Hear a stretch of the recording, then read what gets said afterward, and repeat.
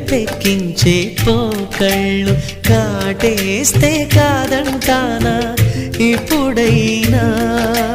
వయసేమైనా సొగసేమైనా మరపించే మనసేమైనా నవ్వు నవరాత్రి నీ కోసం తీసుకువస్తున్నా మైనా ఏమైనావే మన్మథ మాసం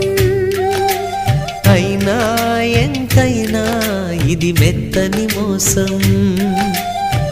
తీయనైన తీరిక తీర్చమంది కోరిక నీకు తోడు